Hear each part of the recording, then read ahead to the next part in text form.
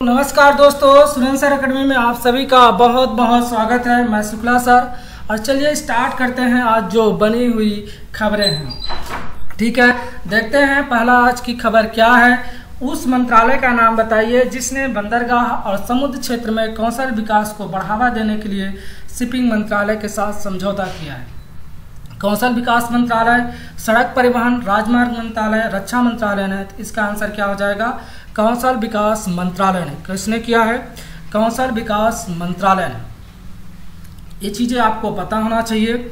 ठीक है, आगे चलते हैं और देखते हैं इसके बारे में डिटेल्स। तो कौशल विकास और उद्यमिता मंत्री आपके कौन है? महेंद्र नाथ पांडे जी हैं। शिपिंग और राज्य मंत्री कौन है? मनसुख यल माड़ावाड़िया। कौशल विकास और उद्यमिता मंत्रालय ने बंदरगाह और समुद्री क्षेत्र में कौशल विकास को बढ़ावा देने के लिए शिपिंग मंत्रालय के साथ एक समझौता किया है। दोनों मंत्रालयों के बीच साझेदारी बढ़ते हुए समुद्री उद्योग और तटीय समुद्री विकास के लिए कौशल विकास पुनः कौशल विकास में वृद्धि करने के उद्देश्य से की गई। समझौता ज्ञापन तटीय क्षेत्रों में युवाओं को इससे क्या होगा? व्यापक रोजगार उपलब्ध होगा। ठीक है, ये आप पढ़ लीजिएगा। यह शिपिंग मंत्रालय किस प्रोजेक्ट के तहत किया गया है? सागरमाला कार्यक्रम के तहत। सागरमाला कार्यक्रम कब लॉन्च हुआ था? 31 जुलाई 2015 को। कहाँ से? कर्नाटका से।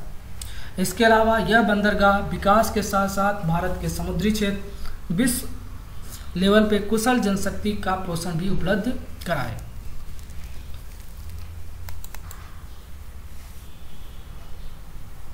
आगे चलते हैं और देखते हैं अगला आपका क्या बना हुआ है।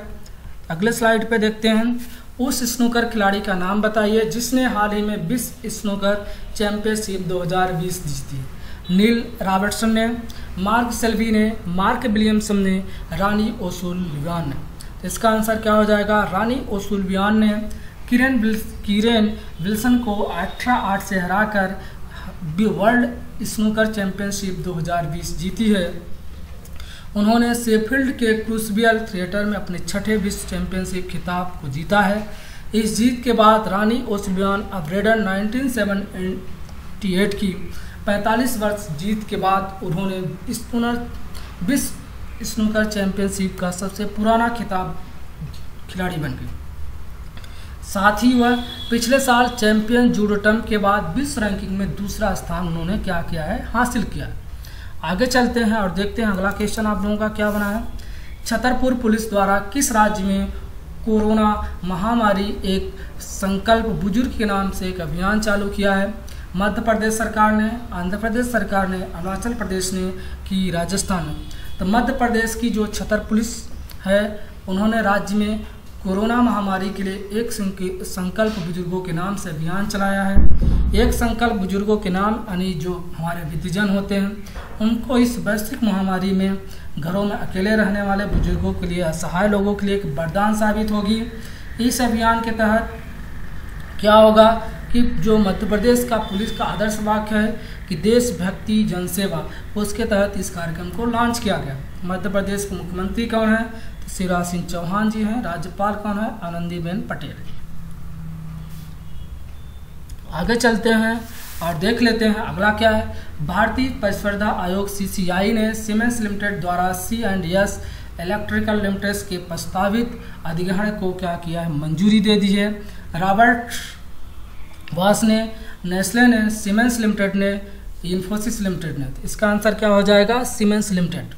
भारतीय प्रतिस्पर्धा आयोग आप सभी लोग जानते हैं कि ये कंपटीशन एक्ट आया था 2002 में, तब ये बनी थी। और ये स्थापित कब हुई थी? 14 अक्टूबर 2003 में, जिसका हेडक्वार्टर कहाँ है? नई दिल्ली में। भारतीय प्रतिस्पर्धा आयोग CCI ने सीमेंस लिमिटेड द्वारा C&S इलेक्ट्रॉनिक्स लिमिटेड प्रस्तावित अधिग्रहण को क्या मंजूरी दे दी है। सीमेंस लिमिटेड C&S इलेक्ट्रॉनिक्स की जो है 100% शेयर जो है उसको क्या करेगा? खरीद लेगा। ये किन किन चीज़ों में सीमेंस काम करती है कि भारत में स्मार्ट सिटियों में और साथ में रेल के साथ साथ इन्होंने सड़क प्रोजेक्ट में ये काम कर रही है। बिजली के क्षेत्र में, बिजली उत्पादन और वितरण के क्षेत्र में भी ये काम कर रही है और इमारत और ऊर्जा के क्षेत्र में भी ये काम कर रही है। जबकि C&S इलेक्ट्रॉनिक्स जो लिमिटेड है ये विद्युत स्विचकर और विद्युत सुरक्षा आदि चीज़ों में ये काम करती है। भारतीय परिशोधना आयोग के इस समय अध्यक्ष कौन है? अशोक कुमार गुप्ता जी हैं। ये चीज़ भी आप याद रखिएगा। चलिए आगे चलते हैं और देखते हैं आपका 5वां नंबर क्वेश्चन क्या है।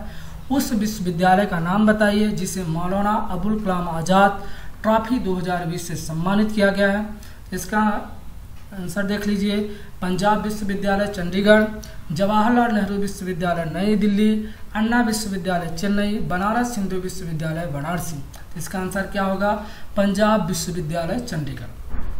आप सभी लोग जो अगली स्लाइड है इसको पढ़ लीजिएगा। इसरो के बारे में पूरा डिटेल दिया गया है।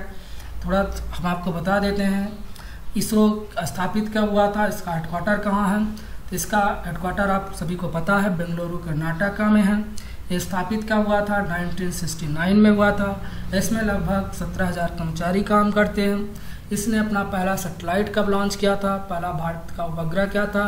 आर्यभट्ट था। किसकी सहायता से इसे लॉन्च किया गया था? तो सोवियत संघ जो रूस जिसे हम USSR के नाम से जानते हैं 19 अप्रैल 1975 को, यानी यूनाइटेड स्टेट ऑफ रशिया की मदद से हेल्प लेके हमने इस अपने सैटेलाइट को लॉन्च किया था। भारत के खुद के द्वारा जो लॉन्च किया गया था वो रोहिणी था। कब लॉन्च हुआ था? 1980 में। यह SSLV 3 के द्वारा सफलतापूर्वक कक्षा में क्या किया गया था? स्थापित होने वाला भारत का खुद के सैटेलाइट के द्वारा पहला उपग्रह था। जो भारतीय अंतरिक्ष यान 20 मई 1992 को इसरो के जो एक और लॉन्च व्हीकल बनाया था जिसका नाम क्या है? ASLV, जिसे हमें इनसैट 2 के नाम से लॉन्च किया गया। भारत के पूर्व राष्ट्रपति जो APJ अब्दुल कलाम जी है, उन्होंने इसरो में SLV परियोजना का उन्होंने नेतृत्व किया था। बाद में वो कहाँ चले गए थे? DRDO में मिसाइल मैन के नाम से हम इसलिए उनको जानते हैं। उन्होंने मिसाइल के क्षेत्र में काम किया था। इसरो की उपलब्धियाँ आप सभी लोग जान लीजिए कि 2017 में इसरो ने एक ही मिशन में 104 उपग्रह लॉन्च करने का विश्व रिकॉर्ड बनाया हुआ है। इसरो ने मंगलयान 2014 में पहले ही प्रयास में मंगल ग्रह पर पहुंचने वाला विश्व का पहला देश बना था, जिसे हम मून के मिशन के नाम से जानते हैं, मार्स ऑर्बिटर मिशन। ये 450 करोड़ रुपए का था। इसरो द्वारा शुरू किया गया इनसैट बहुउद्देशीय श्रृंखला का ये और मौसम के बचाव में ये काम करता है। इसरो दिसंबर 2014 में अपना सबसे बड़ा सैटेलाइट लॉन्च व्हीकल लॉन्च किया था, सैटेलाइट लॉन्च व्हीकल, जिसे हम किस नाम से जानते हैं? GSLV Mark 3। ठीक है, ये आपको पता होना चाहिए। साथ में 22 अक्टूबर 2008 में इसरो ने 312 दिनों का मानव रहित चंद्रयान भी भेजा था। यह चंद्रमा पर भेजने वाला भारत का पहला मिशन था। ठीक है, और भारत ने अभी आप जानते हैं कि 22 जुलाई 2019 में भारत ने चंद्रयान 2 मिशन भी भेजा था। वो भी आपको पता होना चाहिए, विक्रम लैंडर के नाम से, जिसकी इसमें ज़्यादातर खबरें बनी रहती हैं न्यूज़ में, तो वो भी आपको चीज़ें पता होना चाहिए। आगे देख लेते हैं। India tomorrow convention with the next generation of political leaders नामक पुस्तक किसने लिखी है? प्रदीप छिब्बर ने, हर्ष शाह ने। इसका आंसर हो जाएगा माया अजमेरा ने कि दोनों, 1 और 2। तो इसका आंसर क्या हो जाएगा? प्रदीप छिब्बर और हर्ष शाह ने। पुस्तक अमेरिकी शिक्षावादियों प्रदीप छिब्बर और हर्ष शाह द्वारा लिखी गई। कौन प्रकाशित कर रहा है? ऑक्सफोर्ड यूनिवर्सिटी प्रेस के द्वारा, विश्वविद्यालय नहीं, प्रेस, जो ऑक्सफोर्ड यूनिवर्सिटी प्रेस है उसके द्वारा इसे प्रकाशित किया जा रहा है। पुस्तक क्या है? देश के सबसे प्रमुख अगली पीढ़ी के जो पॉलिटिशियंस लीडर हैं उनका इंटरव्यू लेके इस पुस्तक को क्या किया गया है? सब कुछ जांच परख के बनाया गया कि भारतीय राजनीति में आने वाले समय में क्या इम्पैक्ट हो। आगे चलते हैं और देखते हैं अगला क्वेश्चन क्या है। किस देश की साइंस ने यानी वैज्ञानिकों ने वायु गुणवत्ता मानकों की वास्तविक समय पर दूरदर्श निगरानी के लिए AUM एयर इनक्वालिटी मॉनिटरिंग को विकसित किया है? संयुक्त राज्य अमेरिका, भारत, रूस कि बांग्लादेश? तो इसका आंसर क्या हो जाएगा? भारत में। भारत के जो साइंटिस्ट हैं उन्होंने वायु गुणवत्ता मापदंड को नापने के लिए AUM प्रणाली को क्या किया है? विकसित किया है, जिसे हम फोटोनिक प्रणाली करते हैं। AUM यानी एयर इनक्वालिटी मॉनिटरिंग को क्या किया है? विकसित किया है। आगे चलते हैं, देख लेते हैं किस अंतरिक्ष एजेंसी ने दक्षिण अमेरिका के पास अंटार्कटिक महासागर के ऊपर पृथ्वी के चुंबकीय क्षेत्र में एक अजीब से दक्षिण अंटार्कटिक अल्मोनी एसआई का अवलोकन किया है? तो कौन सा हो जाएगा? नासा। ये चीज़ आपको पता होना चाहिए कि नासा 1958 में बना था, जो अमेरिका की क्या है? एजेंसी है। आज का देख लेते हैं आपका स्टैटिक जीके क्या है। NTPC Kudgi super thermal power station किस राज्य में स्थित है? छत्तीसगढ़, गुजरात, महाराष्ट्र, कर्नाटक, झारखंड। इसका आंसर क्या हो जाएगा? कर्नाटक। भारतीय लघु उद्योग विकास बैंक सिडबी का मुख्यालय कहाँ स्थित है? बेंगलुरु में है, नई दिल्ली में है, लखनऊ में है, कोलकाता में, मुंबई में। इसका आंसर क्या हो जाएगा? लखनऊ। काला पानी घाटी किस राज्य में स्थित है? महाराष्ट्र में, मध्य प्रदेश में, हरियाणा, उड़ीसा, उत्तराखंड। इसका आंसर क्या हो जाएगा? उत्तराखंड। आप सभी जानते हैं काला पानी विवाद भारत और नेपाल के बीच चल रहा है, तो उसी से संबंधित है। तो ये कहाँ है? उत्तराखंड। लिंगराज मंदिर जो हाल ही में समाचार में था, इस किस राज्य में स्थित है? इसका आंसर आप सभी को देना है कमेंट बॉक्स में, कि इससे पता चले कि आप सभी लोग वीडियो को सुनते हैं कि नहीं सुनते हैं। कमेंट बॉक्स में आप सभी लोग आंसर जरूर दीजिए। जिन लोगों ने अब तक लाइक ना किया हो तो लाइक कर दीजिए, साथ में जो उन्होंने सब्सक्राइब ना किया हो तो सब्सक्राइब कर दीजिए। ऐसे ही आप लोग हमारे ऊपर विश्वास बनाए रहिए, डेली जुड़े रहिए। आप लोगों का बहुत बहुत धन्यवाद।